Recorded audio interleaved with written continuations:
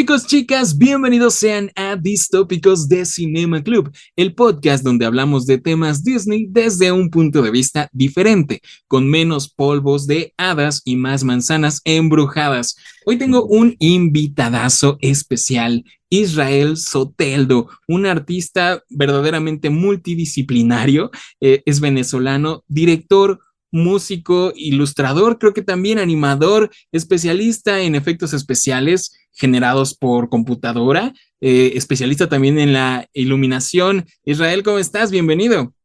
Bien, bien, querés, bueno, muchísimas gracias por la invitación. Por fin pudimos ponernos de acuerdo, Sí, pero nada. se estuvo posponiendo mucho el episodio de hoy, pero va a valer la pena, chicos, chicas que nos escuchan, créanme, estuve esperando mucho tiempo para poder platicar con Israel. Es una de las personas más talentosas, genuinamente, que yo conozco, que tengo el gusto de compartir por ahí en redes sociales. Israel, ¿nos puedes contar a la audiencia que no te ubica, a qué te dedicas, de tus proyectos?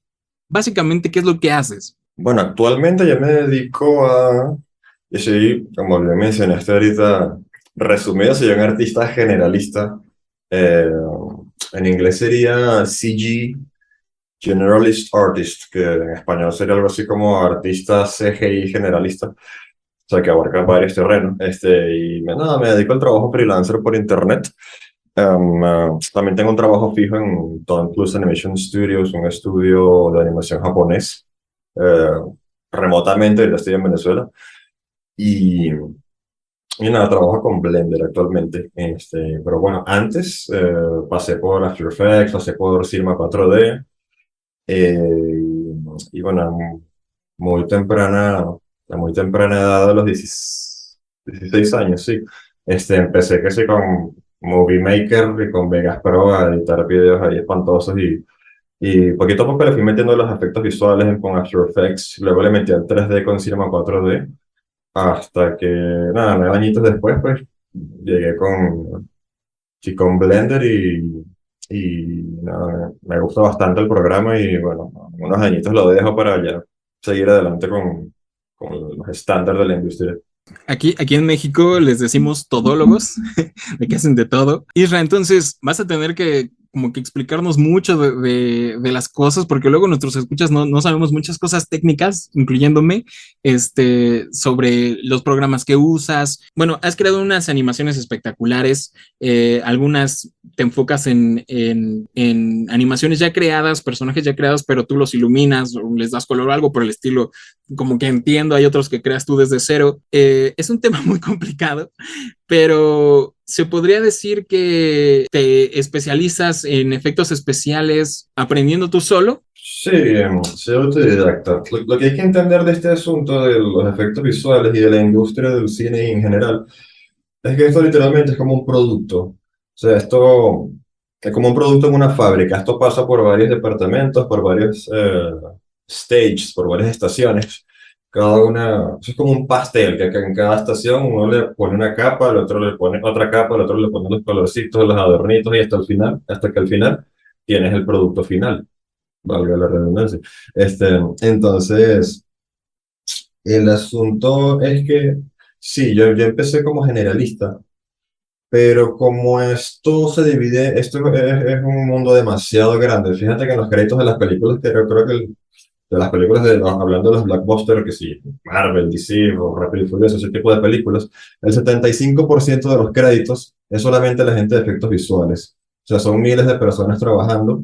Entonces, ser generalista no es lo indicado. La industria lo que busca es gente especialista, ¿vale? Gente que trabaje en un campo, por lo menos dos, y que te pueda ofrecer un conocimiento totalmente enfocado en una sola área, porque el generalista sabe mucho y a la vez poco, sabe mucho de todo, pero de cada área no puedes alcanzar a abarcarlo todo, a no ser que seas, no sé, un genio o algo por el estilo. Esas películas, esas animaciones no las hace solo una persona.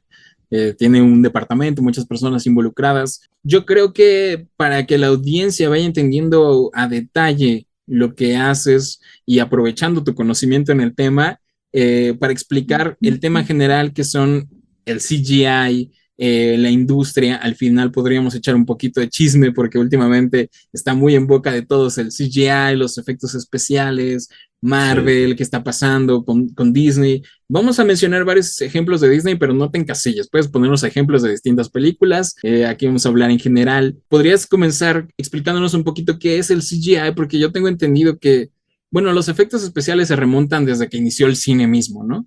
Entonces, en ese entonces eran efectos prácticos, ¿no? Eran súper creativos los directores, los fotógrafos para hacer ilusiones, verdaderos magos que crearon cosas impresionantes, ¿no? Ahí tenemos de Viaje a la Luna, ¿no? Donde de esta película tan icónica, 20.000 leguas de viaje submarino, o sea, un montón de cosas que genuinamente me impresionan mucho, pero hubo una revolución, hubo un antes y un después cuando ya se empezó a utilizar las computadoras y las tecnologías más modernas para hacer cine. ¿Qué es el CGI? Bueno, si nos remitimos a las siglas que son CGI, que en inglés significa Computer Generated Imagery, pues en español imagen generada a computadora, es literalmente eso, cualquier imagen generada a computadora utilizando la generación de gráficos animados por computadora. Y esto la definición, yo como tal estoy un poquito en contra de lo que significa CGI, porque si CGI es lo que yo te acabo de decir, quiere decir que el diseño gráfico es CGI, quiere decir que la ilustración es CGI, quiere decir que cualquier cosa que llega a la computadora, un documento en Word es CGI. Entonces, entonces, pero no, actualmente se le llama CGI a todo cuando tú ves una película, es algo que fue creado por gráficos de ordenador, eso es el CGI diciéndolo como con peras y manzanas. O sea, en cine existen lo que son los efectos especiales, que tú los acabas de nombrar, y los efectos visuales. Los efectos especiales son los efectos, lo que tú llamas prácticos, ya sea explosiones, demoliciones controladas, efectos de lluvia, lo que sea, esos son los efectos especiales. Y los efectos visuales son los que tienen lugar en la postproducción, que es la tercera fase de una película, que es cuando ya está todo, se filma todo y se comienza a añadir los efectos visuales, corrección de color, la edición, la música, los efectos de sonido, qué sé yo. Los efectos especiales tienen lugar en la producción, o sea, mientras se está haciendo la película, mientras se filma, mientras que los efectos visuales tienen lugares hacia el final. Y bueno, se utilizan, pues bueno, eso depende del director, del presupuesto, de muchísimos factores, pero básicamente esa es la diferencia. Entonces el CGI, básicamente es eso. Se le llama CGI a toda esa parte de efectos visuales digitales que son generados por computadora. Claro, y tenemos un montón de subramas, divisiones, ¿no? Como tú ya... Son cosas muy diferentes, muy variadas, que terminan proyectándose en la película, pero que muchos generalizamos, ¿no? De, efectos visuales, yo les llamo efectos especiales, pero tienes razón, efectos visuales. Híjole, un poquito de la historia de esto, cómo pasamos de estas animaciones stop motion a lo que tenemos hoy en día en grandes producciones. Entonces, por dónde empezar, o sea, primero, o sea, partimos casi desde el stop motion, que es esa fotografía frame por frame. Digamos que el asunto de la integración del CGI, ya aquí hablando generalmente, viene para hacernos la vida fácil. Fácil entre comillas a los que hacen películas, porque a los que hacemos el CGI no tenemos nada fácil.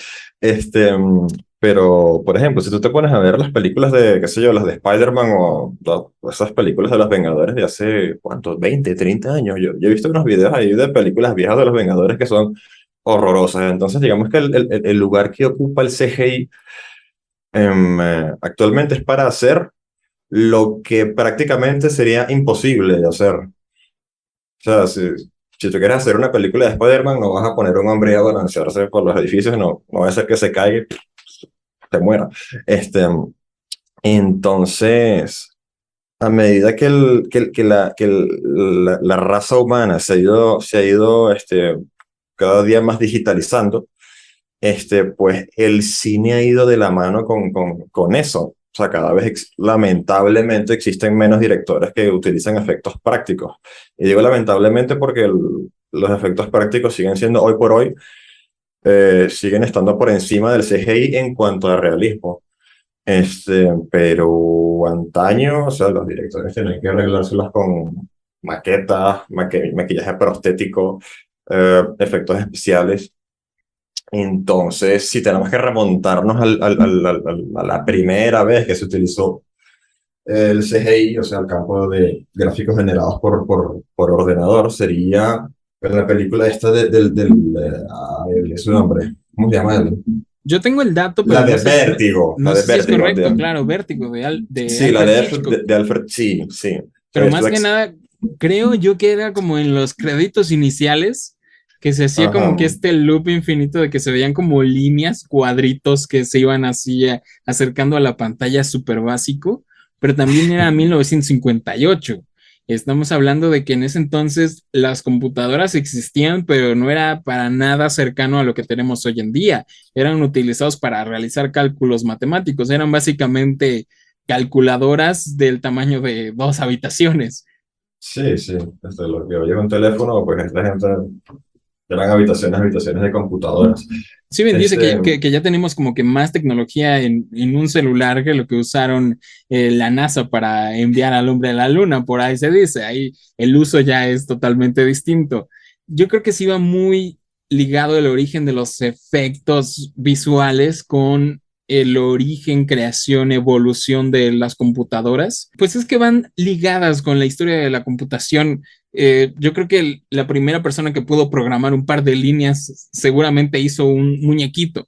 Entonces, como que ya ahí ya pasarlo al cine, esperar que la tecnología se desarrollara lo suficiente, es algo complicado. Yo estuve viendo hace poco en Disney Plus un documental que les recomiendo a todos nuestros escuchas, que se llama Industrial Light and Magic, que es como la historia de la super mega empresa que creó George Lucas precisamente para grabar la icónica película de Star Wars, La Guerra de las Galaxias. En ese entonces no había estudios de efectos especiales propios, o sea, empresas que se dedicaran al 100% a hacer efectos especiales.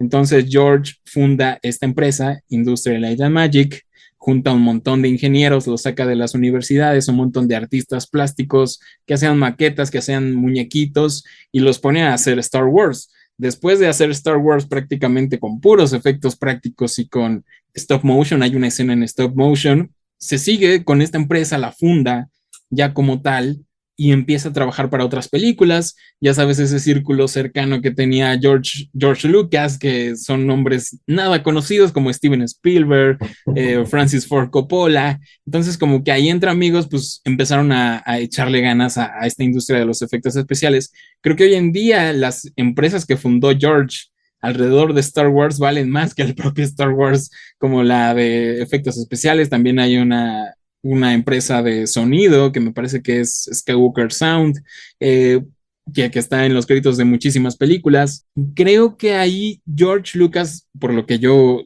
estuve investigando en el documental, fue de los primeros que decidió invertir seriamente en las tecnologías de que se aplicara el CGI en el cine. Porque si bien sí se ha usado desde 1958 con Vértigo, eran cositas nada innovadoras que y ninguno de los directores, productores quería invertir económicamente en que se desarrollara esta tecnología para el cine. Sí se estaba desarrollando para la industria, ¿no? Para el espacio, para ese tipo de cosas importantes, fuera del medio artístico, pero George y con Industrial Light and Magic le mete mucho, mucho dinero, manda a estudiantes universitarios a improvisar, a investigar, y tenemos como que los pioneros de este género. No tengo por ahí el dato, pero creo que hicieron la película de Star Trek, La ira de Khan. Hay una de las secuencias más largas, creo que creadas en CGI, que hizo Industrial Light and Magic.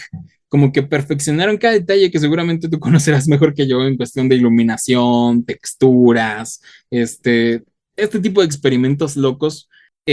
Fue muy acelerado el crecimiento desde que los 70s, 80s, a partir de los 80s hasta la actualidad, creo que han avanzado a pasos agigantados, porque los primeros experimentos del CGI se veía claramente como un muñequito así todo que no se movía, que se veía claramente como no sé, un personaje de una computadora del Windows 64. Claro, o sea, eso fue la primera, eso fue el primer ladrillo, porque fíjate que la primera computadora como tal se inventó en Egipto y era un ábaco, mil, yo no sé cuántos años antes de Cristo. Pero el computador, o sea, su función es hacer cálculos matemáticos. Y técnicamente un ábaco o una calculadora actual es una computadora. Entonces, a medida que fueron pasando los años, recuerdo esto porque hice una exposición de computación en el colegio.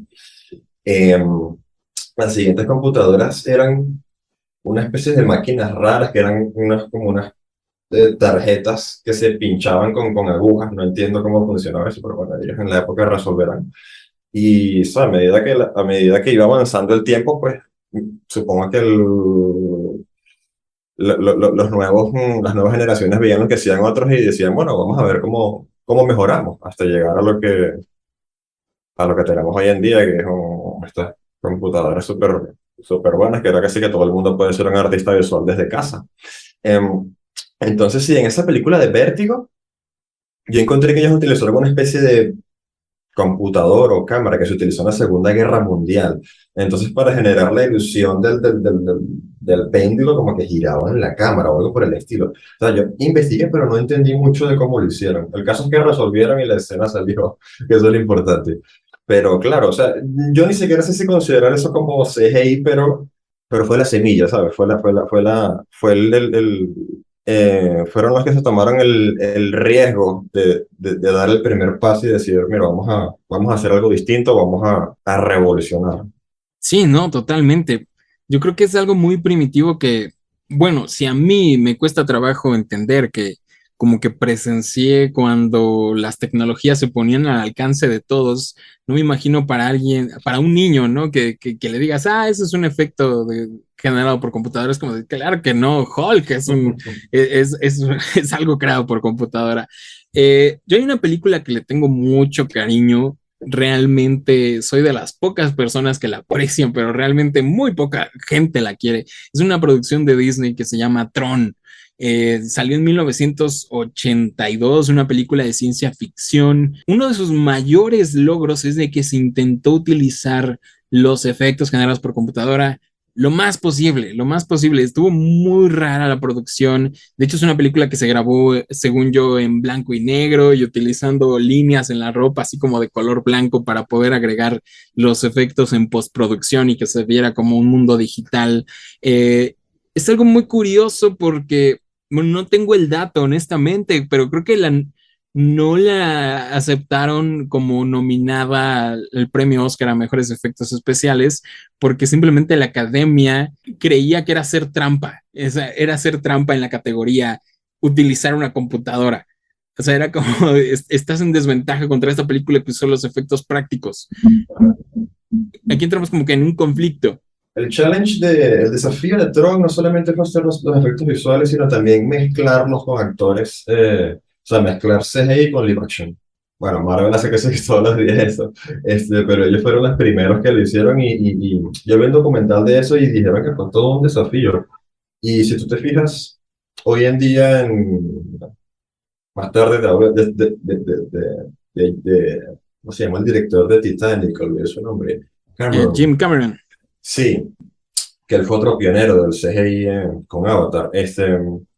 En esa película de Tron, sí, lo que tú mencionas, que ellos utilizaron trajes negros con líneas y formas y tal. Y si te pones a ver las películas actualmente de Marvel, DC, que utilizan la tecnología de captura del movimiento, ellos justamente utilizan trajes, obviamente con formas mucho más complejas y más elaboradas y sensores y tal. Pero Tron igualmente fue otro grupo que dijo, vamos a hacer algo nuevo. Con respecto a lo de la academia, eso puede ser comparable con lo que está pasando ahorita con los artes generados por Inteligencia inteligencia artificial. artificial, Claro. sí. Ahorita hay muchos artistas que dicen que no, que eso no es arte, y otros dicen que no, que sí lo es, y otros que no, que las máquinas terminarán reemplazando al hombre, que no sé qué, el mismo miedo de siempre. No es la primera vez que vivimos esto ante algo nuevo, porque el ser humano por alguna razón es así, cuando ven algo nuevo como que se asustan, lo juzgan, lo niegan y luego como que le bajan dos y lo van aceptando poquito a poco hasta que terminan de abrazarlo y de adoptarlo, ¿sabes? Entonces con Tron eso fue igual. Al final el CGI llegó para quedarse. Y muchas de las técnicas que ellos se tomaron la molestia de gastar plata, dinero y convencer, me imagino que yo no sé cuántos miles de productores que me imagino que no les tenían ni una pizca de fe, pues ha valido la pena.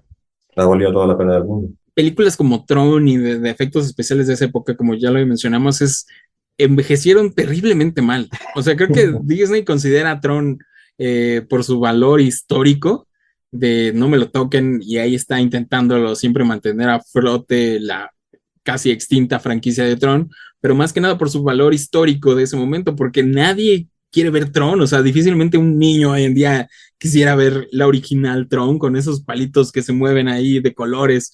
O sea, realmente ha envejecido muy mal, pero como tú mencionas, fueron los primeros pasos de una tecnología que hoy en día yo ya no acabo de entender lo que yo estoy viendo en pantalla, es como de cómo lo hicieron, o sea, es cómo lo Pero en un hicieron. rato te explico, bueno. Sí, definitivamente.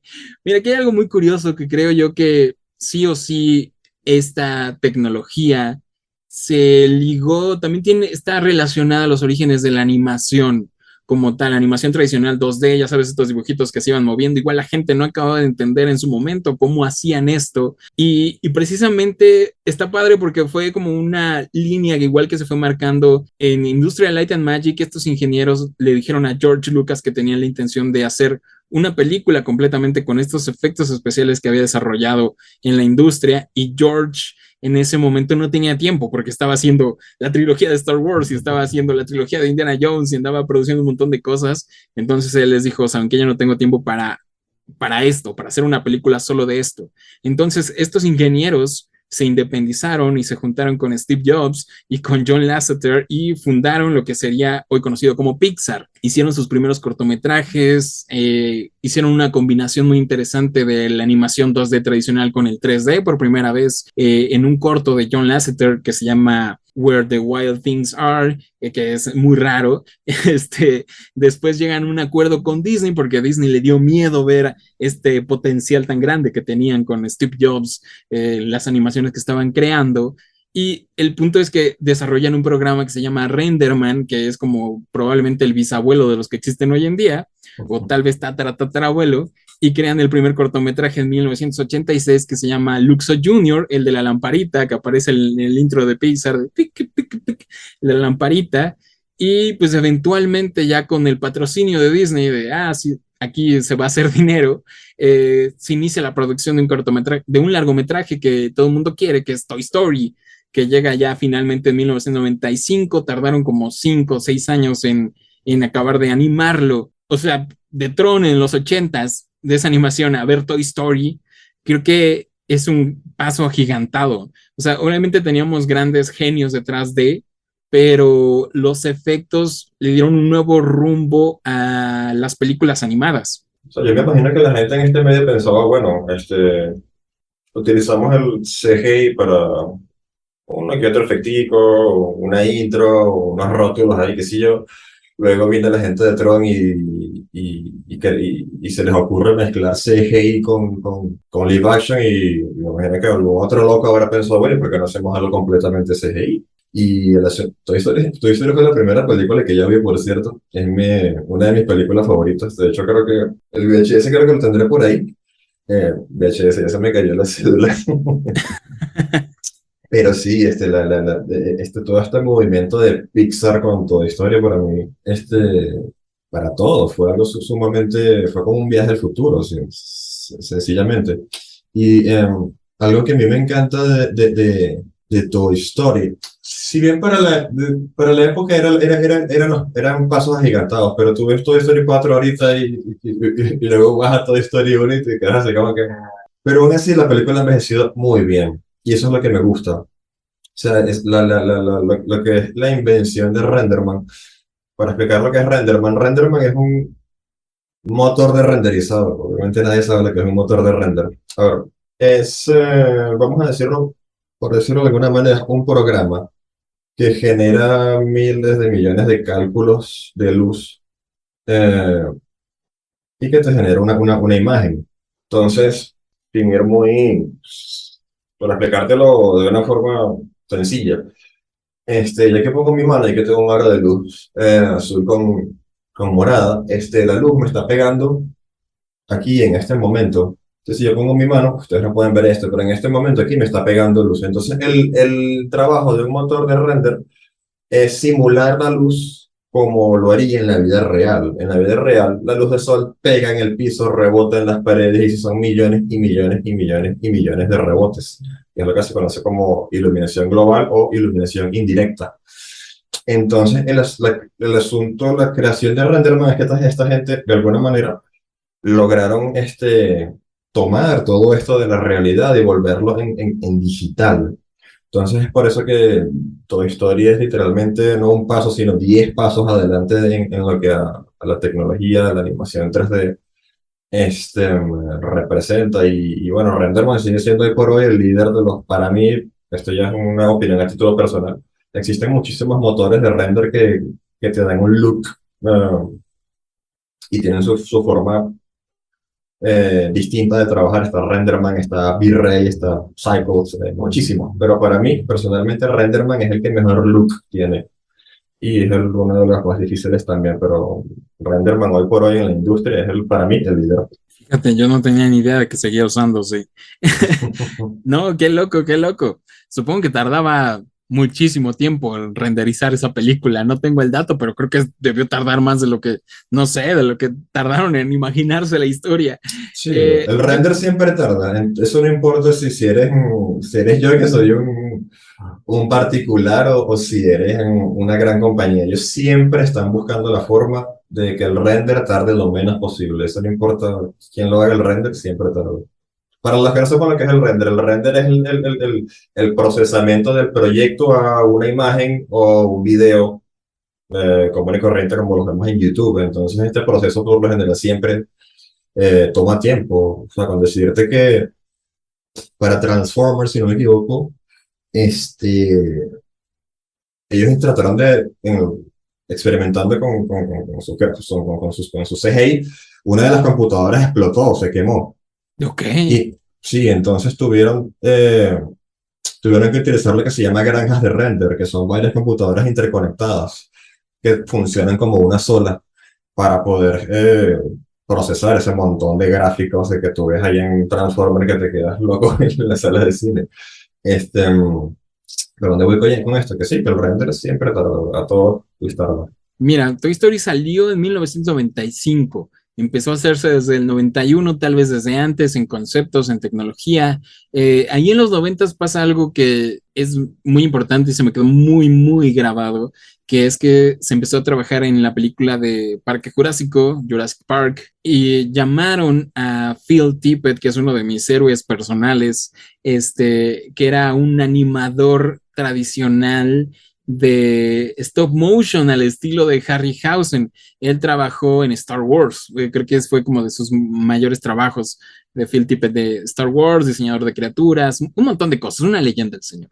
Entonces, él hacía las animaciones stop motion junto con otro equipo, por ejemplo, de la Guerra de las Galaxias, y ahí lo contrataron para hacer a los dinosaurios de Jurassic Park que los iban a animar en stop motion, animación stop motion, un muñequito toma por toma, y ahí llegó otro ingeniero que la verdad no tengo el dato de su nombre, que crea un esqueleto de un dinosaurio y empieza a jugar con él en su computadora y a final de cuentas convence a Steven Spielberg de no hacer los dinosaurios con animación stop motion, sino que se utiliza el CGI, efectos generados por computadora, y es una bomba esa película. Hoy en día la veo y es una maravilla. Sí, es una mezcla porque también Stan Winston hizo un T-Rex del tamaño real, de medio Animatrónico. cuerpo, maravilloso, pero Ujú. o sea, hoy en día yo creo que sí se sabe cuál es la diferencia entre el que es un títere gigante y el que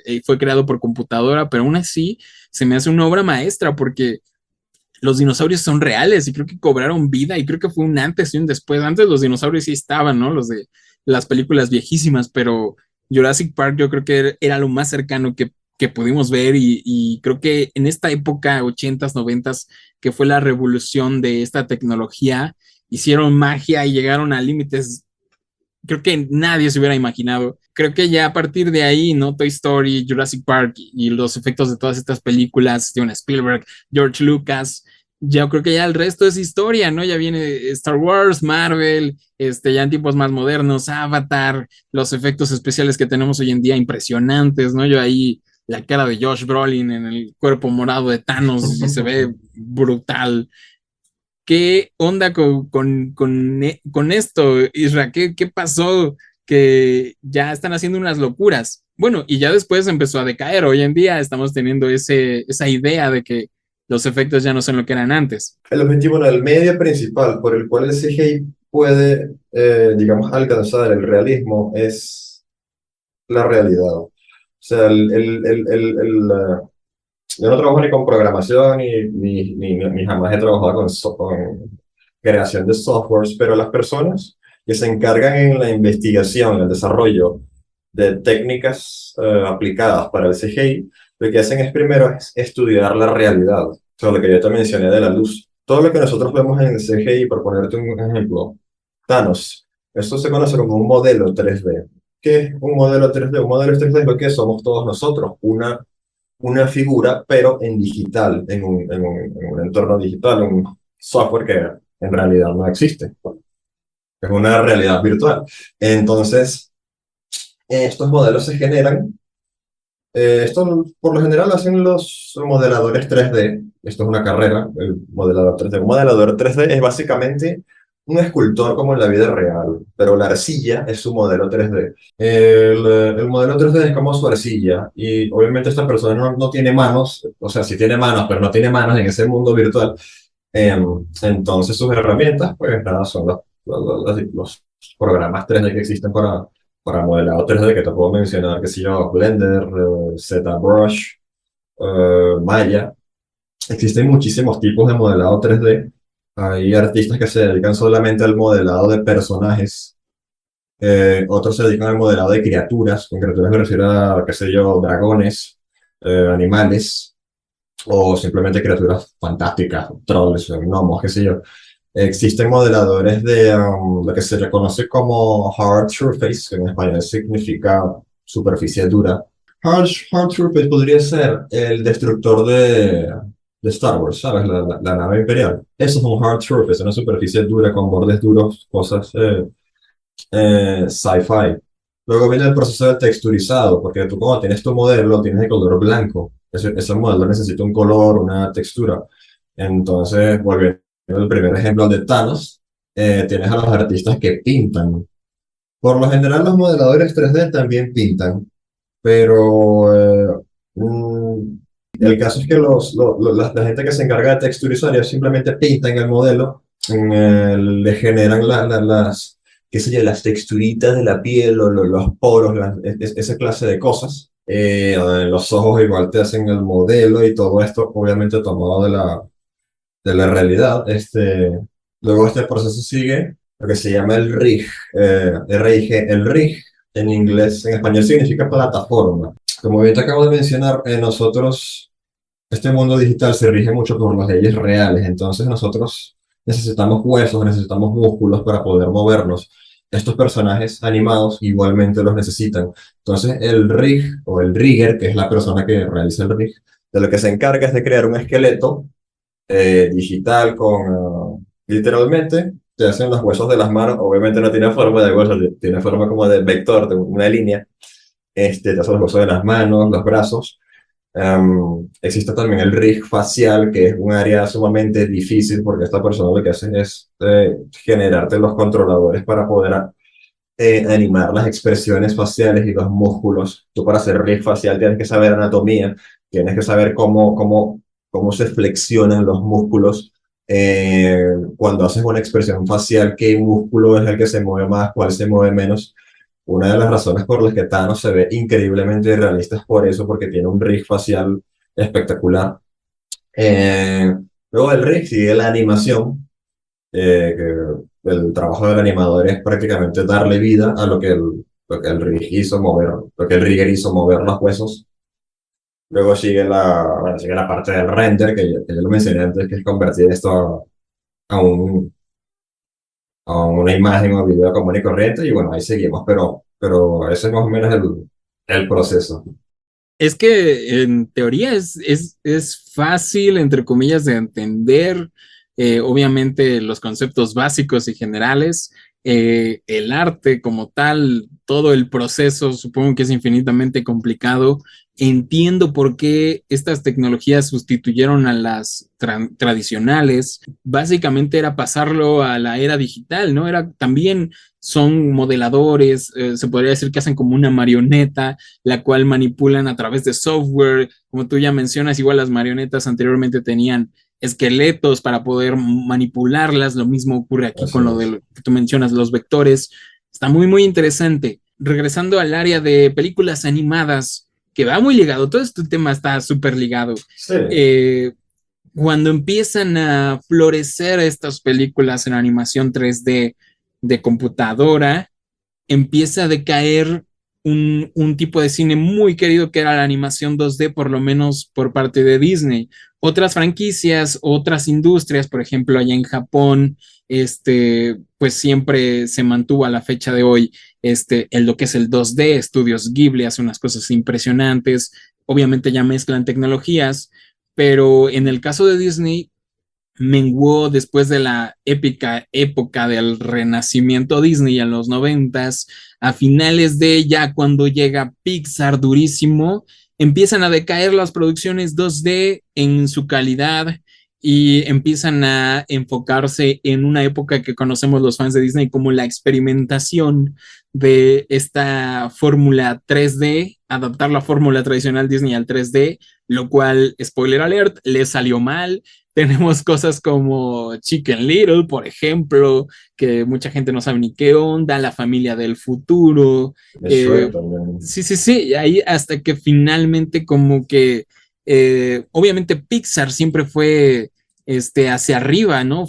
Estuvo en su mejor momento, Toy Story 2, Bichos, ya después, obviamente, ya en tiempos más modernos, alcanzarían, yo creo que en una calidad impresionante y casi inigualable, Monster Inc., Wall-E, Up, una locura total. Hoy en día Walt Disney Animation Studios ya está agarrando como que su ritmo, por ejemplo, con películas como Big Hero 6, como películas como Encanto, que fue la bomba, por cierto, pues como que ya están encontrando su estilo, ¿no? En esta nueva animación. Es muy curioso porque sí afectó a las películas 2D que queríamos tanto en los noventas. No sé tú qué opinas de esto. Creo Disney sí hizo la apuesta correcta.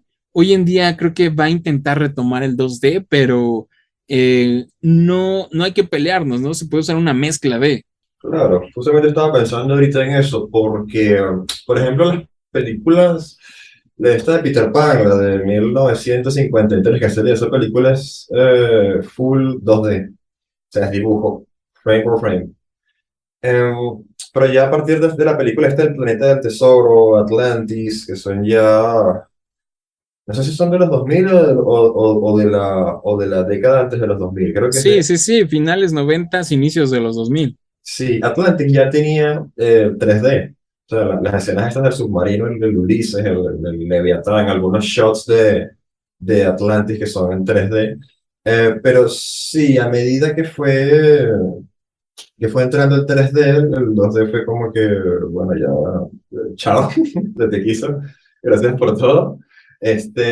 Pero actualmente el 2D está regresando. Por ejemplo, yo soy un grandísimo fan de la animación 2D. El método para hacer 2D es completamente distinto al 3D. Y el 2D tiene su esencia, tiene su propio acabado. Y es algo, bueno, por ejemplo, con las películas de Dragon Ball, las últimas que salieron, la de Super Broly, la de Dragon Ball Super Broly y la de esta Dragon Ball Heroes, que creo que salió ayer, anteayer en Latinoamérica. La película es espantosa, los gráficos en 3D, horrible, horrible. O sea, esos gráficos 3D tratando de emular el 2D, espantoso. Y algo que a mí me encantó de esa película de Broly fue la fluidez de los movimientos, las explosiones, fue como regresar a los 80 90 cuando nació Dragon Ball. También está el caso de... el 3D actualmente está un poquitico ya como que la gente está cansada, honestamente. Siento yo que hay una especie de cansancio con compañías Pixar que sigue siendo la vanguardia, pero hay un poco de cansancio con las películas de Pixar, películas que sé yo, películas de Shrek, películas de la Era del Hielo. Entonces, actualmente se está dando una especie de unión entre el 2D y el 3D que ya se venía experimentando con esto antes, pero que pienso yo que alcanza su punto máximo es con esta película de Spider-Man Into the Spider-Verse, que es para mí la mejor película de animación que he visto en la historia hasta ahora. Y Arcane de Riot Games, de League of Legends. O sea, me parece que esto es una mezcla súper, súper brutal. Hace poquito vi Sandman, que Netflix sacó un capítulo sorpresa, que eran 10 y sacaron un capítulo onceavo. Me puse a verlo y es un capítulo de gatos. El asunto es que el capítulo los primeros 5 minutos están animados en 3D, pero es un 3D que está mezclado con 2D, no sé cómo lo hacen, pero el asunto es que, ok, el 3D le quitó su puesto al 2D por un tiempo, pero ahora digamos que el 2D está como que regresando, ¿sabes? Y no con los métodos de antaño, obviamente, pero se está dando como que una especie de mezcla entre ambos estilos, que si tú sabes cómo hacerlo, vuelvo y repito, como lo hicieron Arcane y como lo hicieron Into the Spider-Verse, que son para mí los que por fin dieron con la tecla, me parece que es una mezcla brutal. Me encanta muchísimo el look de esas dos películas. O sea, ver Arcane es como ver una pintura, literalmente es como ver pintura. Tú pausas cualquier frame, cualquier cuadro y tienes una pintura. Y en el caso de Into the Spider-Verse es literalmente ver una viñeta de cómic. Entonces, esta mezcla simplemente a mí me parece algo espectacular. Espero algún día hacer algo de ese tipo porque es muy, muy emocionante, muy, muy genial. Sí, son una locura, ¿eh? Yo Arcane no la he terminado de ver. La estaba viendo mi hermana el otro día, entonces como que puse atención. La verdad, nunca he sido muy fan de League of Legends, pero se ve impresionante. No hace falta ser fan de No League hace of falta. Legends. No, sí, yo No, lo vi y me estaba enganchando, pero no he tenido sí, tiempo de sí. verla. Se ve impresionante. Algunos ejemplos que también quisiera agregar. Me parece que en Tarzán, que fue ya como finales del Renacimiento, hay Ujú. una escena, se trabajó mucho con el 3D en estos recorridos que hacía Tarzán por las lianas y Por las lianas, por sí. los árboles y que te daban muchas vueltas, se ve muy, muy bien. Pues sí, yo creo que estoy de acuerdo, como que es que Pixar tiene una fórmula y un estilo ya muy característico que difícilmente podrá romper. Disney está tratando de imitar ese estilo que tiene Pixar, ya está adquiriendo como su propio aire, ¿no? Moana, Rapunzel, pero a final de cuentas es como que la misma categoría, y los ejemplos que tú nos das son ejemplos buenísimos. Eh, Estas son películas animadas en 3D generadas por computadora. También tuvimos, como tú mencionas, Shrek, que fue una bomba de la competencia. No solo por la animación, sino por el guión. Esa película es Sí, sí, sí, espectacular. es una locura. Yo creo que hemos visto maravillas, genuinamente maravillas. Yo recuerdo, pero no sé si son mis ojos de adolescente, porque me dejaba llevar mucho por, no sé, muy visual, me dejaba atrapar por las películas, ¿no? Crecí con viendo El Señor de los Anillos, Harry Potter, consumía las sagas. Tengo muy presente una escena maravillosa que es de Piratas del Caribe 3. Para mí era lo más, o sea, era Jack Sparrow peleando contra Davy Jones, pero en un medio de un huracán creado por Calypso, un torbellino en las dos naves más icónicas de la franquicia, el Perla Negra y el holandés volador, y ahí peleando con las espadas. No, una locura que yo decía, o sea, yo creo que sentí que ya habían llegado al top. Hoy en día la volví a ver y dije, creo que es muy malo el guión, pero o Sí. sea, a donde me transportó era una maravilla. Hoy en día no sé si ya estamos fijándonos demasiado o la magia se ha perdido de algún momento o las industrias ya lo están acabando de consumir al arte, pero estamos viendo una decadencia que ya se está notando en los propios fans y los fans estamos pidiendo como que una mayor calidad, que se respete, pero al mismo tiempo hay problemas, todo este asunto de Marvel. ¿Nos puedes explicar un poquito de dónde viene todo esto, qué está ocurriendo? En estos días estaba debatiendo por Facebook en un post que yo hice de She-Hulk. Entonces una persona me comentó, pero es que tú trabajas con CGI, tú puedes identificar los errores y no, eso no es así, eso es una opinión equivocada. Porque sabes que la mente se divide entre el consciente y el subconsciente, ¿de acuerdo? Entonces, uno desde el día uno en que uno nació, el cerebro ha estado registrando desde ese día cómo se comporta la luz, cómo se comporta la tela. eh, tú registras los movimientos de los autos, de las personas, de los animales. O sea, tu cerebro, así tú no seas artista, tú puedes identificar qué es lo que se ve físicamente correcto, qué es lo que se ve visualmente correcto y qué es lo que no. Un artista te puede decir, mira, la textura está mal, el rig está mal, el movimiento está X.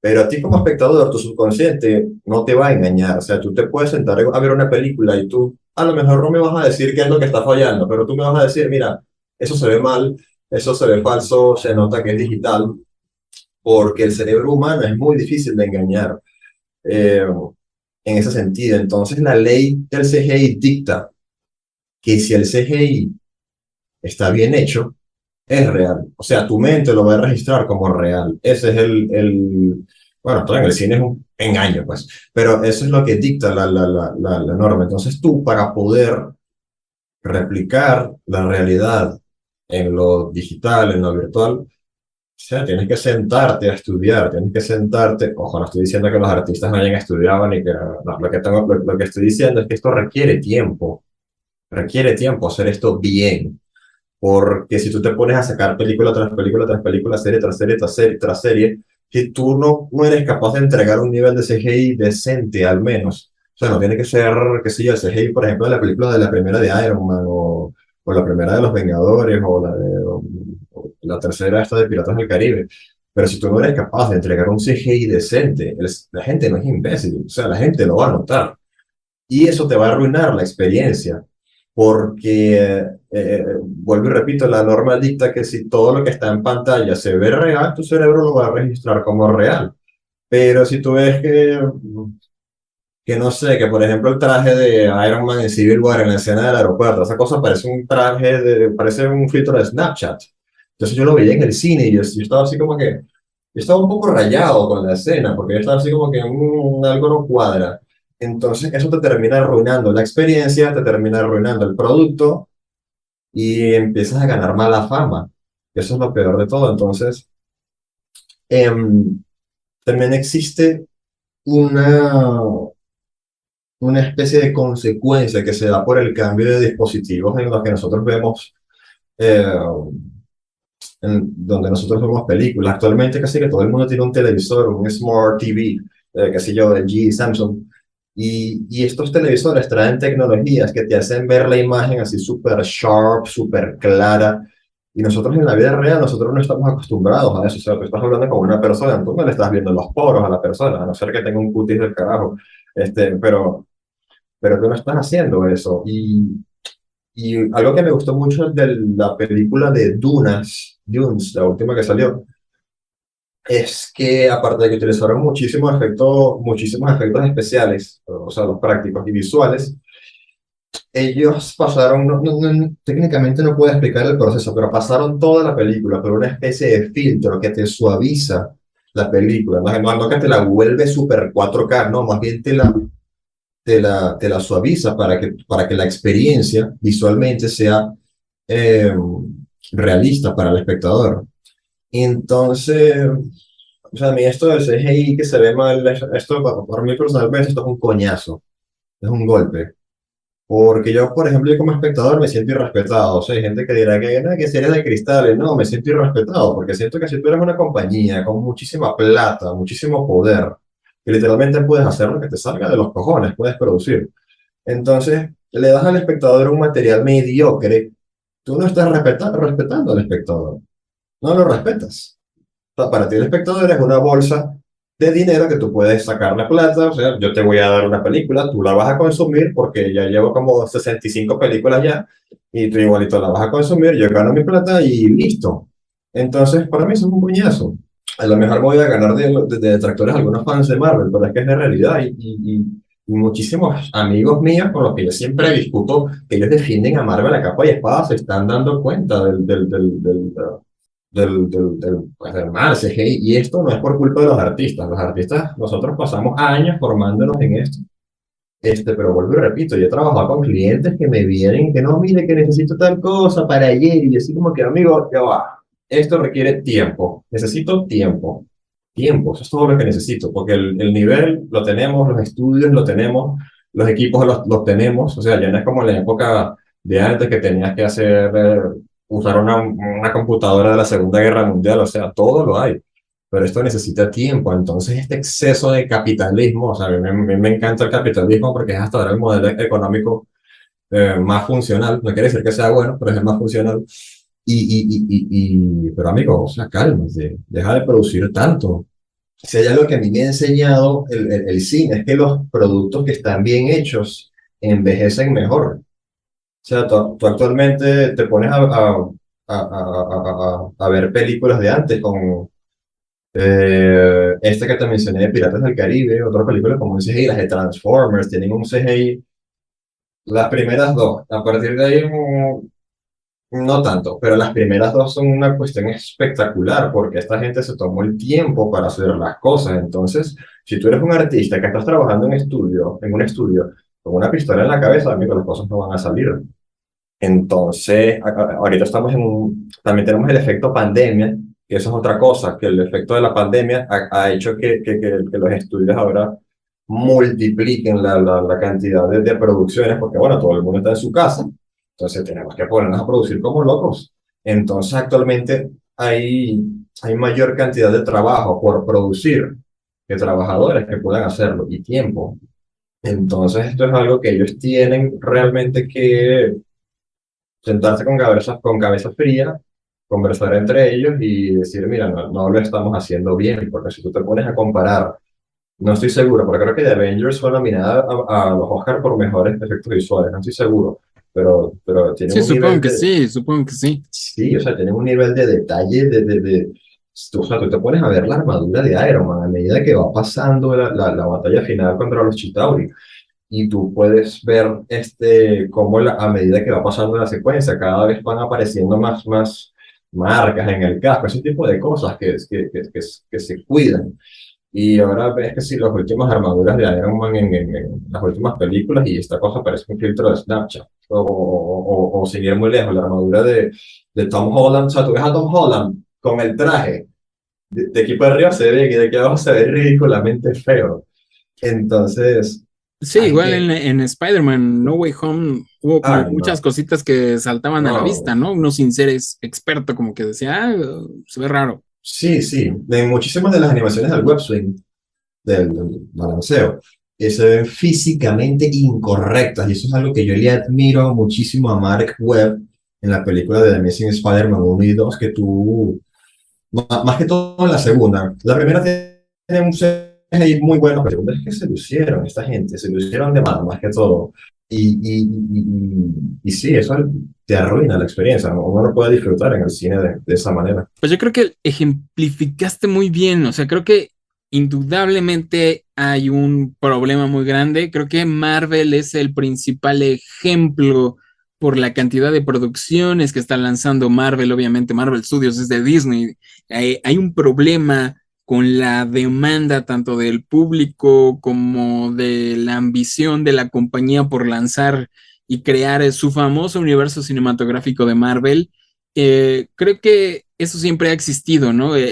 Queremos ver más películas, consumir más películas, ellos quieren darnos más películas porque generan más dinero, pero creo que hay un balance y creo que se está perdiendo un poco ese balance que se está reflejando en los efectos especiales que como tú ya lo mencionaste, no son fáciles de hacer y llevan su tiempo. Mientras más tiempo le das a un artista, mejor va a quedar el resultado final.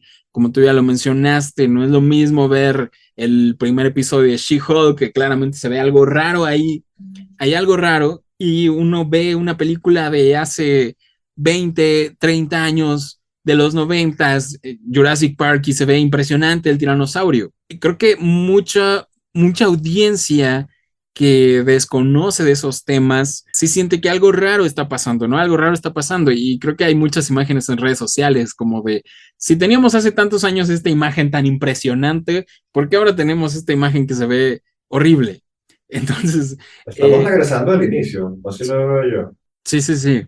¿Cuál sería la solución? Tiempo. Ya está. Tiempo. Si, Tiempo. Si Marvel en lugar de sacar tres, cuatro series al año, sacara una y una película, se vería impresionante. Sí, sí. Fíjate que la gente dice que los artistas de efectos visuales que trabajan para Marvel, a ver, Marvel, no hay ningún artista que trabaja para Marvel. Marvel contrata compañías, por decirte, Industrial Light Magic es una, Weta Digital es otra, y así como esas hay cientos, bueno, cientos, no, decenas de compañías, creo que son 10 en total, 10 o 12 las que son, por así decirlo, el top del top de la industria. Entonces, ¿qué es lo que Marvel hace? Bueno, ellos tienen como los clientes que me contratan a mí, eh, recurrentemente, Weta Digital Industrial Light Magic tiene su cliente que puede ser Marvel Studios, puede ser Paramount Pictures, qué sé yo, puede ser DC Films, Warner Brothers. Y entonces ellos los contratan, y bueno, al igual que hace el cliente conmigo, negociamos presupuesto, negociamos tiempo, decimos qué es lo que se puede hacer y qué es lo que no se puede. Por lo general, para Marvel trabajan múltiples compañías al mismo tiempo, no es la misma. eh, um, Al mismo tiempo. Si no me equivoco, en Endgame, la gente no lo notó, pero hay dos Thanos, dos modelos de Thanos que fueron hechos por dos compañías distintas. Entonces, ¿para qué hacen ellos esto? Bueno, mientras más gente tengas tú trabajando al mismo tiempo, pues más rápido sale el producto. Entonces, el problema está más que todo entre los intermediarios, que son las personas que gobiernan en estas compañías, porque, o sea, obviamente tú necesitas ganar dinero, necesitas clientes para que el estudio se mantenga, pero no puedes sacrificar a tus trabajadores tampoco. Claro, lo que tú dijiste hace rato, tiene que existir un balance. Entonces, si Marvel te dice, no, que mira, que quiero Spider-Man No Way Home, tiene unos efectos espantosos, honestamente. O sea, por ejemplo, la parte en la que sale Andrew Garfield por el portal, tú ves la animación, es, es horrible la animación. O sea, el tipo salta y se queda así como que, como por un par de frames se queda quieto. O sea, yo me imagino el pobre animador que hizo eso, no sé en cuántas horas lo hizo. Para que te aseguro que ese tipo se tuvo que haber hecho eso en horas, no en minutos, sino no en horas, no en semanas, sino en horas. Y se nota en la calidad del producto. Entonces, la solución es tiempo. O sea, en lugar de producir en cantidad, tienes que hacerlo en calidad. Por ejemplo, tú te pones a ver el CGI de películas de Christopher Nolan, por ejemplo, Interestelar. Y yo en ningún momento pude saber qué era CGI y qué no lo era. O sea, yo sabía que el fulano agujero de Gargantúa era CGI, pero para este agujero negro se utilizaron cálculos reales matemáticos, de gravedad, de cuestiones referentes a astronomía para realizar el agujero negro. E incluso la simulación del agujero negro le permitió a muchísimos astrónomos entender cómo funcionaba la luz y toda la cuestión de la gravedad en los agujeros negros reales. Entonces, esta película no sé cuánto tiempo se habrá tardado en hacer la producción y la postproducción, pero tú has visto las películas de Christopher Nolan y este es un tipo dedicado. O sea, él no tiene, su filmografía no es muy larga que digamos, pero lo que tú has visto de él es un trabajo de calidad. Entonces, la cuestión es esa, tiempo. Aquí también quisiera agregar un comentario que nos dé esta opinión también. Hace poco estaba viendo un documental, no recuerdo cuál es, creo que era sobre Star Wars. Y entrevistan a Jon Favreau. Jon Favreau, director de Iron Man 1, director que se está especializando hoy en día más que nada en efectos visuales. Hizo el live action del libro de la selva, que es una locura. Hizo el live action, entre comillas, de El Rey León, que también creo que se ve espectacular. Y es productor ahorita, creador de Mandalorian, de la serie de The Mandalorian, donde también están innovando en muchos aspectos. Y hizo un comentario que es como de los efectos visuales dependen del director en este caso, porque hay directores que planean mejor sus escenas con las que es más fácil incluir los efectos visuales de algún modo, porque como que da a entender que hay gente que graba tal cosa y dice ahí inserta un personaje o inserta tal cosa y que complica más el trabajo para los animadores, diseñadores. ¿Tú qué opinas? Me ha tocado trabajar con clientes que no saben lo que quieren, no saben que no saben lo que quieren. Hay unos que sí saben lo que quieren, hay otros que saben lo que quieren y entienden, o sea, dicen, te ponen un deadline, una fecha de entrega con la que tú puedas trabajar cómodamente. En el caso de estos directores, yo por ejemplo en el guión de una de mis producciones personales, el guionista viene y me manda una escena y me pongo a leerla. Y yo digo, joder, pero es que este tipo no sabe nada de efectos visuales. O sea, ¿tú quieres que yo haga eso? Entonces, ay, yo honestamente no sabía que eso pasaba en las grandes, en el nivel top, pero lamentablemente sí. Entonces, sí, hay directores o productores, guionistas que imaginan cosas ¿sabes? Marvel tiene un deadline, tiene una fecha de entrega. Marvel rara vez ha retrasado una película. Entonces, pues los directores se ponen creativos con la película, Marvel se pone creativo con el calendario, entonces los que salen pagando los platos rotos son los artistas. Entonces, sí, tú como director, yo soy, aparte de, como lo mencionaste al principio, yo no solamente, yo soy músico, y soy director de orquesta. Entonces, tú como director de orquesta, tienes que saber tocar un instrumento. Entonces, soy violinista. Hay directores que son pianistas, que son trompetistas, son bateristas, pero algo que compone a un grandísimo director de orquesta es que tú sepas por lo menos lo básico de cada instrumento. No que tienes que aprender a tocarlos, pero que tú al menos sepas comunicarte con la fila para que ellos puedan dar una mejor interpretación, dar una mejor interpretación de lo que tú quieres. Entonces, en el caso de los efectos visuales, la animación y todo esto, es igual. O sea, tú como director tienes que tener una noción más o menos de qué tan complejo es lo que yo estoy escribiendo, en cuánto tiempo se puede hacer, si en este tiempo se puede hacer en la calidad que yo le estoy imaginando. Entonces, sí hay directores que no vienen formados en eso. Y sí, sé que hablamos que en este momento el CGI está casi que en su punto máximo, pero hace falta, ya los artistas estamos como que bien posicionados, pero hace falta que el cliente sepa lo que quiere, cómo lo quiere y que sepa el tiempo en el que lo va a querer a la calidad que lo está pidiendo. Suena fácil decirlo, pero no lo es porque yo igual he retrasado muchísimos proyectos míos que yo creí que los iba a tener y la verdad es que no. Ya llegaremos Pero, a eso, ya llegaremos a eso. pero sí, la verdad es que los directores, los que se estén formando en este momento, amigo, tienen que sentarse por lo menos en Blender y sí hacer una escena, algo súper básico, para que por lo menos tengan una noción de lo que esto es y de lo que vale, porque todas las carreras referentes a esto son muy bien pagadas. Entonces, el problema no es solamente la falta de tiempo, sino como una especie de falta de conocimiento o ignorancia de las personas a cargo, podría ser. Entonces, pienso que Jon Favreau tiene muchísima razón con eso. Sí, sí, Conoce, sí. Creo que también, bueno, esto lo leí en un artículo en redes sociales, así que no sé qué tan cierto. Bueno, sí sé que es un poco cierto, pero no sé si dependa tanto. Por ejemplo, yo he notado que Marvel Studios también, Star Wars para algunos episodios de las series, eh, contratan a directores que son prestigiosos, pero que están iniciando su trayectoria. O sea, que fueron premiados como en algún cortometraje independiente, una película independiente de un drama o algo así, les fue muy bien y los jalan y los ponen a dirigir una megaproducción. Creo que también la falta de experiencia en crear producciones con tantos efectos especiales, una producción tan increíblemente grande, puede significar en que el resultado no sea tan bueno como podría ser. sí, y no solo eso, también acaba frustrando a los directores, porque es literalmente tirarlo al agua sin que él sepa nadar.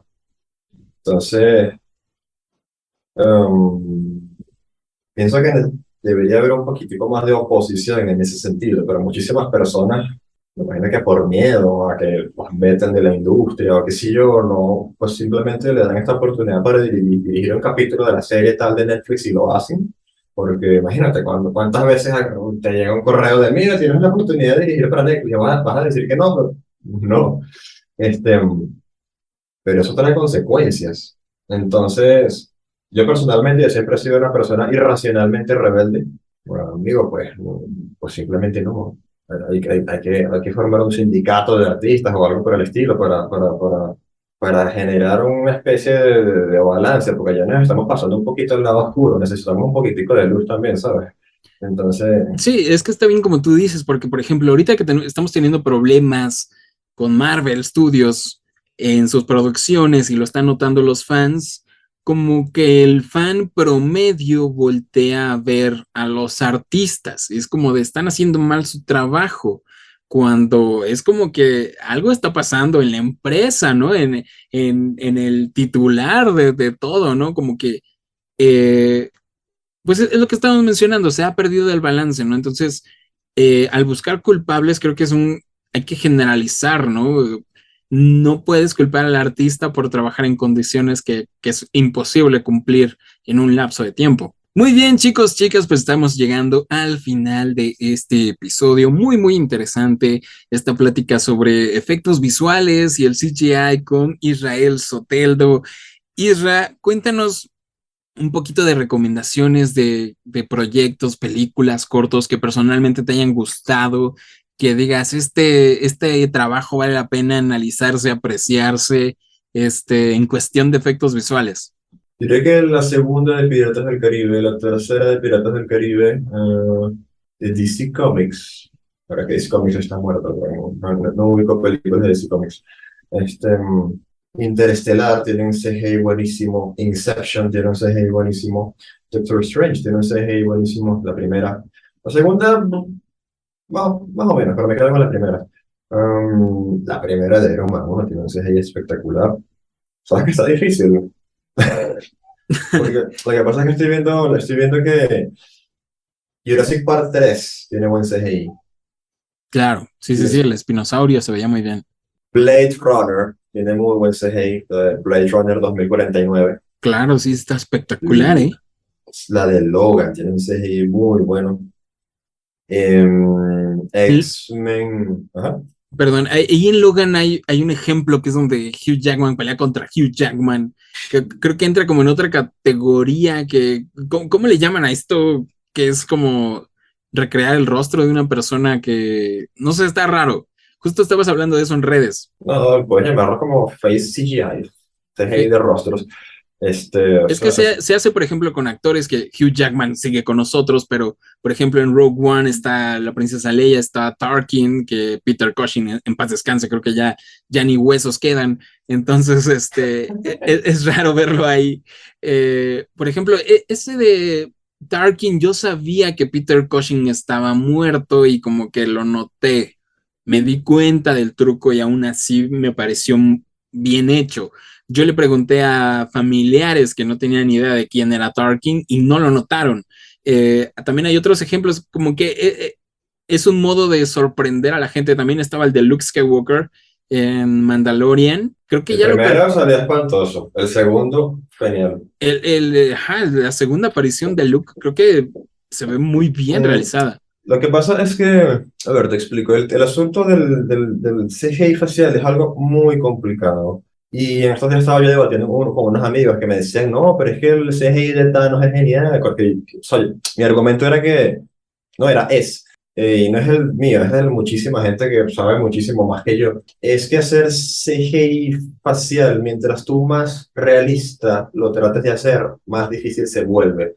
Y si lo haces mal, se produce el fenómeno este que la gente llama el uncanny valley, que en español significa valle inquietante, que es Sí, sí, sí. cuando tú ves una figura que se aproxima al realismo, pero que no alcanza a llegar.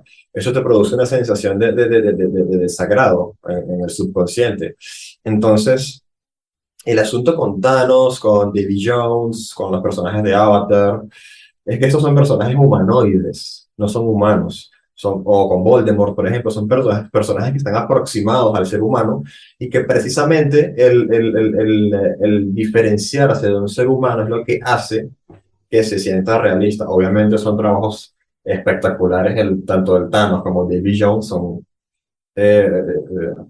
top 10. Pero cuando tú te metes con seres humanos es muchísimo más complicado de hacer. Entonces, en este punto tú tienes dos opciones. Tienes el CGI, hacerlo por 3D, o tienes el deepfake, que es por inteligencia artificial. Claro. Entonces, para el CGI se utiliza una tecnología que es la primera vez que se utilizó fue en Avatar y el pionero de eso fue James Cameron, que es la de la captura del movimiento. Existen actores de captura de movimiento, dobles de acción que se colocan un traje con sensores y bla, bla, bla. Entonces ellos están en un estudio, entonces ellos Claro, ahí actúan. tenemos al buen Andy Serkins, que es como buen momento para mencionarlo, porque Ajá, casi nunca lo sí, menciono. Dios interpretó a Gollum en El Señor de los Gollum, Anillos, ajá. a César en El Planeta de los Simios. Una locura lo Exacto. que hace este El señor. planeta de los simios es otra película muy buena con CGI. No las he visto, pero he visto los reels de CGI y son muy Sí, ¿no? buenos. Que fue Matt Reeves, ¿no? El que las dirigió. Sí, están muy bien hechas, ¿eh? Y Sí, eso que fan del Planeta de los Simios no soy, pero las películas están muy bien hechas. en Avatar se utilizó eso, lo que se llama la captura de movimiento. El actor se coloca el traje, captura, entonces hay un programa eh, literalmente capturando toda la información, todos los movimientos, y luego esto se aplica a lo que yo te expliqué antes del rig, el esqueleto del personaje. O sea, aquí estamos sustituyendo en cierta forma el puesto del animador. El animador lo que hace es cuando tú capturas el movimiento, él no sale 100% acorde a lo que se hizo. A veces hay que hacer ciertas modificaciones. Esa es la captura de movimiento del cuerpo. Está el motion capture, es el nombre en inglés. Facial motion capture, captura de movimiento facial. Que no sé, me imagino que los habrás visto, que los actores con un montón de puntitos ahí en la cara, con una camarita aquí, entonces ellos capturan eso, lo pasan al rig facial, que también te lo mencioné antes, y a partir de ahí ellos capturan los movimientos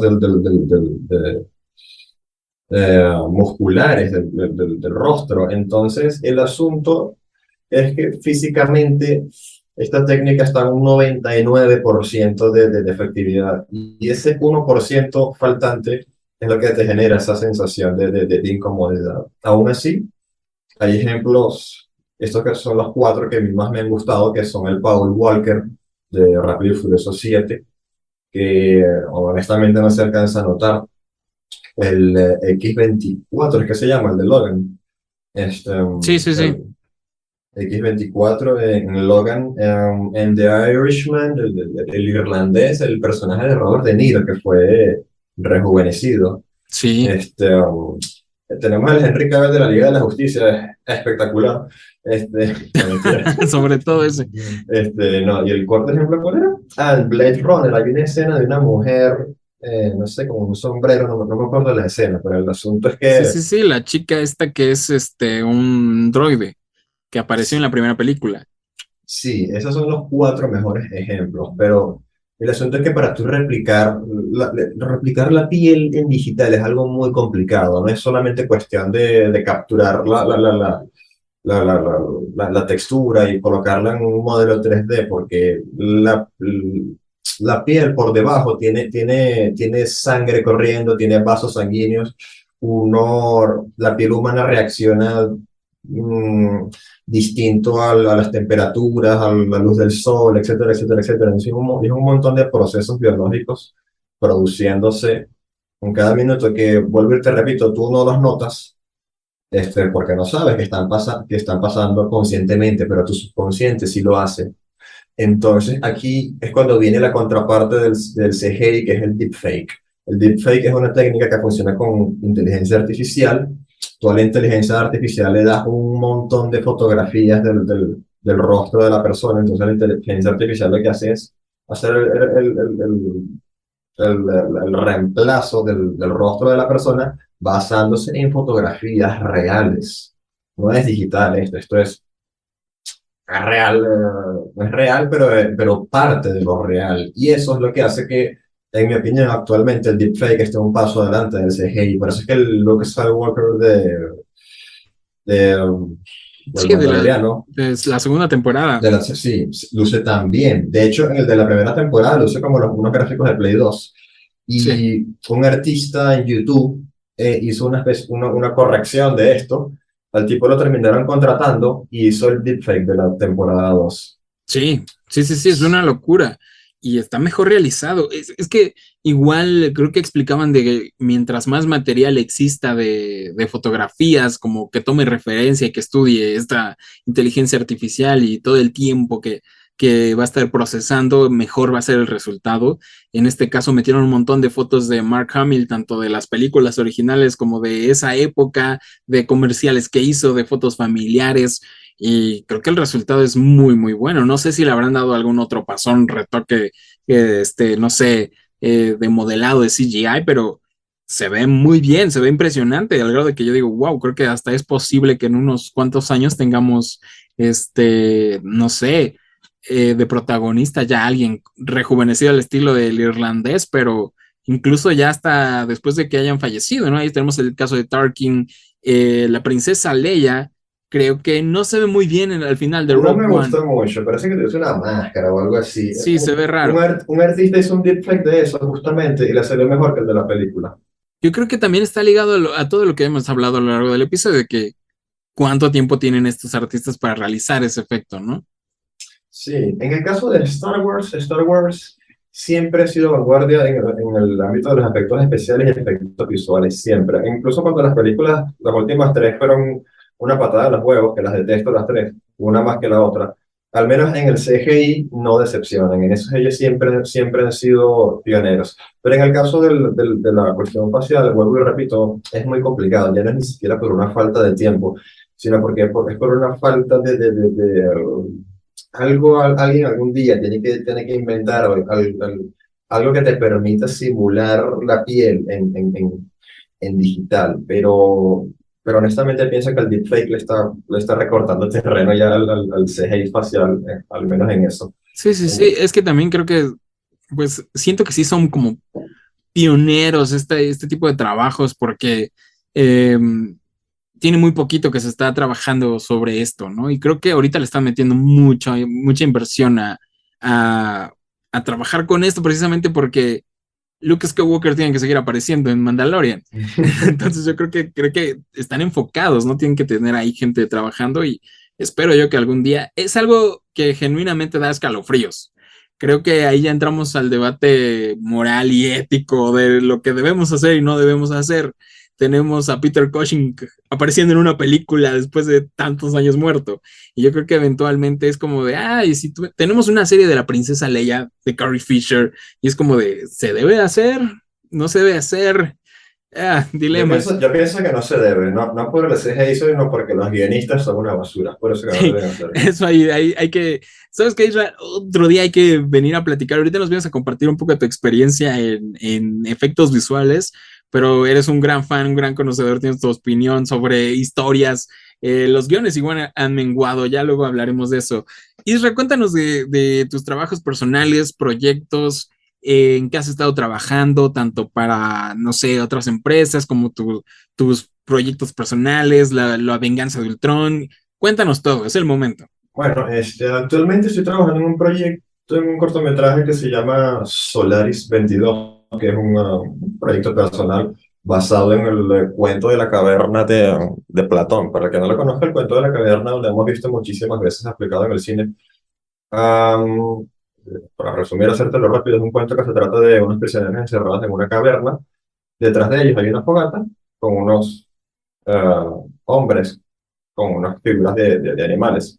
Ellos creen que esta es la realidad, de las sombras que ellos ven proyectadas en las paredes, la sombra que produce la fogata de estos animales, ellos creen que es la realidad. Hasta que uno de ellos se escapa de la caverna y conoce la realidad tal y como es, viendo los bosques, animales, la luz del sol. Esta, hemos visto esto muchísimas veces aplicado en, por ejemplo, en Toy Story, cuando Buzz se da cuenta de que es un juguete en Matrix, con todo este tema el tema loco de lo que trata esa película. También en un capítulo súper perturbador de la serie de Love, Death and Robots, de un astronauta que se va, yo no sé cuántos años luz en el espacio y el tipo está encerrado en una ilusión hasta que él despierta y está en realidad aprisionado por una araña gigante. En fin, esto es un proyecto. El show de Truman, ¿no? Sí, sí, es Con un Jim Carrey. capítulo. Es horrible ese capítulo. Es espeluznante. Yo lo vi así como que, wow. Es una representación del cuento de la caverna, pero versión gore. El Ya. asunto es que, claro, estoy trabajando en Solaris y bueno, la venganza del Troll que vengo trabajando desde 2016. Yo la verdad, cuando empecé este proyecto, no sabía con lo que me estaba metiendo. Aquí hice el papel de director que no sabe lo que quería ni cómo lo quería. Todos hemos pasado por ahí, en mi defensa. El asunto es que, bueno, con el pasar de los años hemos ido reestructurando el proyecto.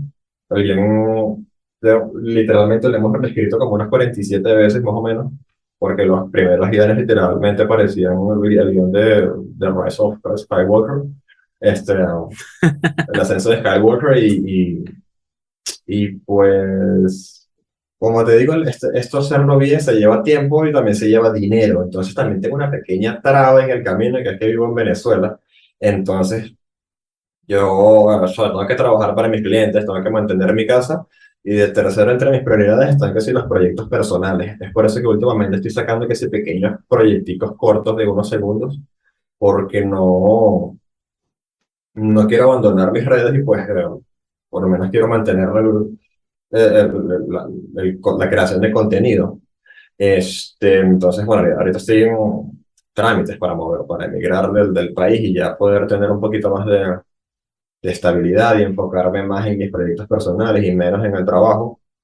Pero sí, actualmente mis proyectos son esos, Solaris 22, La Venganza de Ultron, y también estoy por abrir un canal de YouTube inspirado por todos estos canales me imagino que los habrás visto de Mighty Run con este men que se la pasa haciendo animaciones extrañas ahí. El caso es que ahorita está muy de moda lo que es el concept trailer. El concept trailer es un trailer, vale, como cualquiera, pero es un concepto. La película no ha sido grabada, ni la animación ha sido hecha. Es un trailer especialmente hecho para hacer un trailer y ya. Entonces, se me ha ocurrido en estos días lanzar un canal de YouTube eh, que se llama The Fanservice Core, el núcleo del fanservice.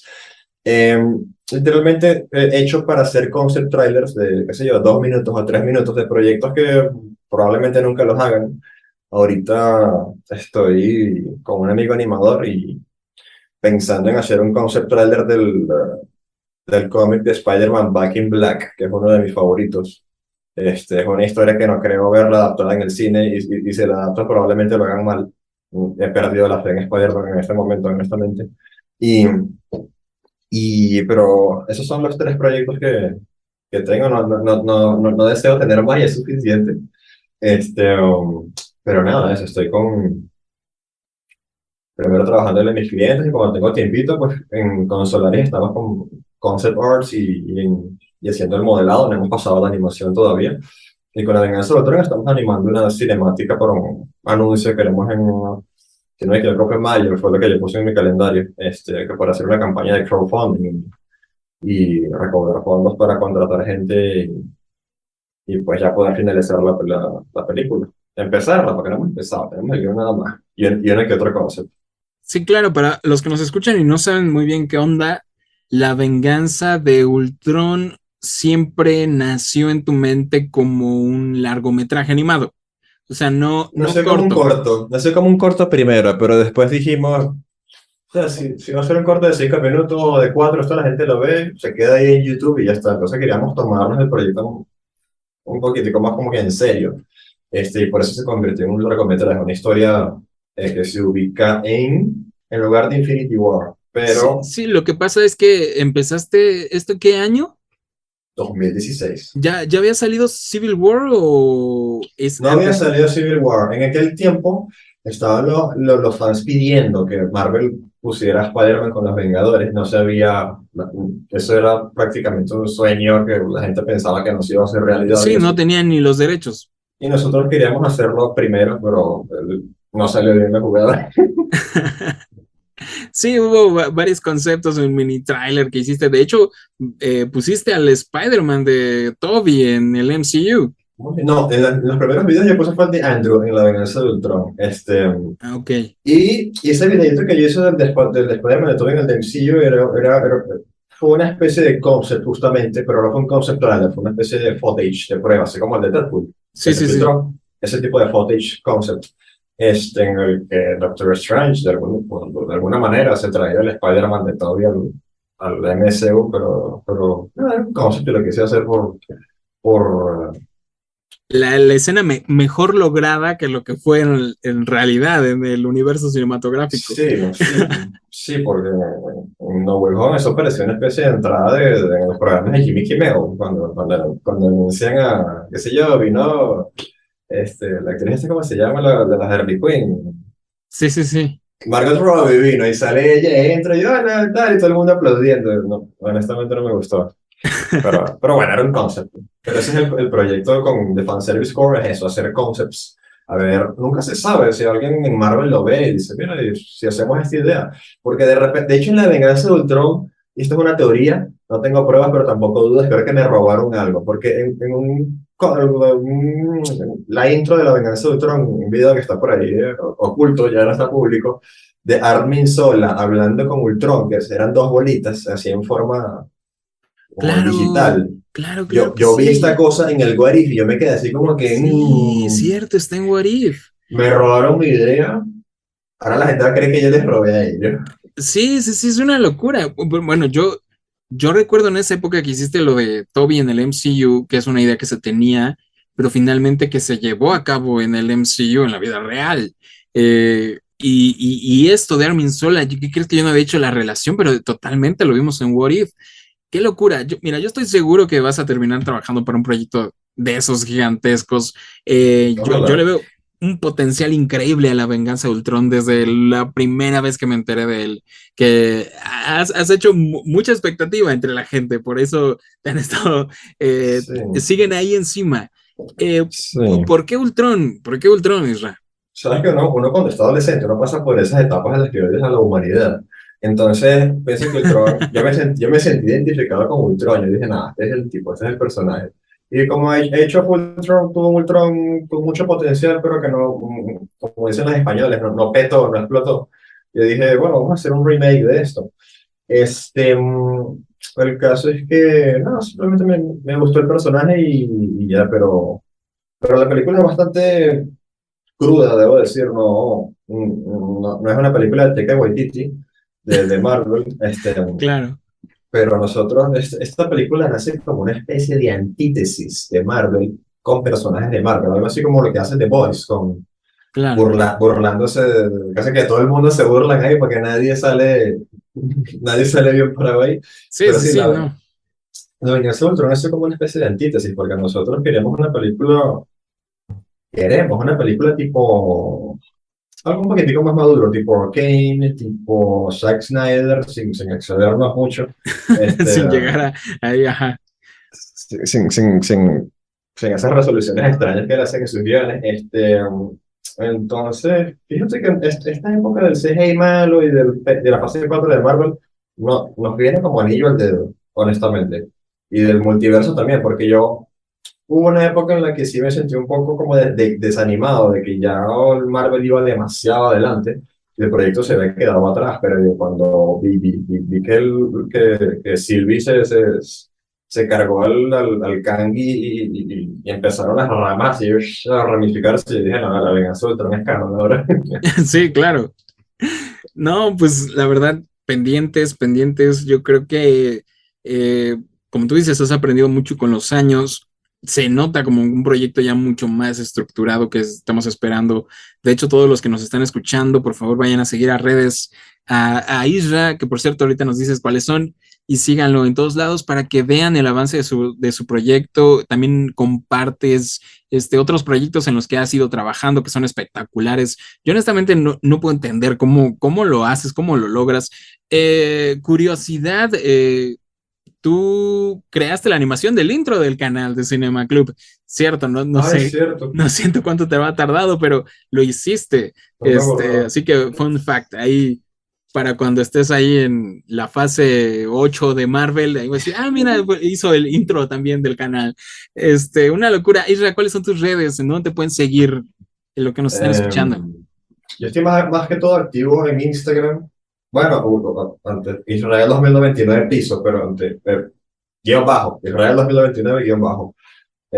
Yo hice aquella imagen de los tres Spider-Man que se volvió viral, que hasta hoy me la siguen robando para hacer eh, artes y venderlos y hacer miniaturas en YouTube. Bueno, yo hice esa imagen, que la pueden encontrar de primerito en el Instagram, pero sí, Israel 2029 piso o guión bajo en Instagram. En YouTube me llamo igual Israel 2029 guión bajo y en Facebook Israel 2029 pelado sin el guión. Perfecto, y ahí si nuestros escuchas quieren apoyar alguno de tus proyectos económicamente, ahí van a encontrar los enlaces, supongo yo. Sí, ahorita con la venganza de Ultron, lo que necesito ya es presupuesto porque ajá, lo que te digo, tiempo y dinero.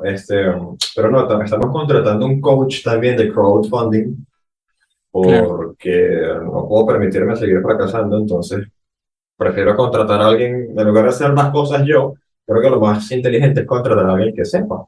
Entonces, tengo una reunión pendiente con un coach para ver si lanzamos esa campaña el próximo año y nada, pero tenemos que lanzar la cinemática de este concept cinemático de la venganza de Ultron porque, claro, para enganchar de nuevo a la gente, porque claro. todos los videos anteriores son espantosos los gráficos y bueno, ya actualmente tenemos un nivel decente que se puede, es comparable a una cinemática del videojuego, entonces, nada, pienso que ya es tiempo de movernos hacia adelante, ya pues ya darle play pues. Una locura. Pues ahí vamos a estar.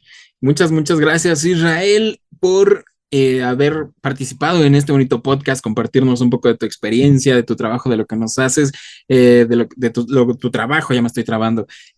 Muchas gracias. De verdad es que eres súper talentoso. Tus proyectos se ven espectaculares. Vayan a seguirlo en las redes sociales, vean lo que ha hecho a través de redes. También has colgado ahí los videos en YouTube. Vas a empezar a hacer que tutoriales, pláticas, algo así, no me Sí, habías comentado.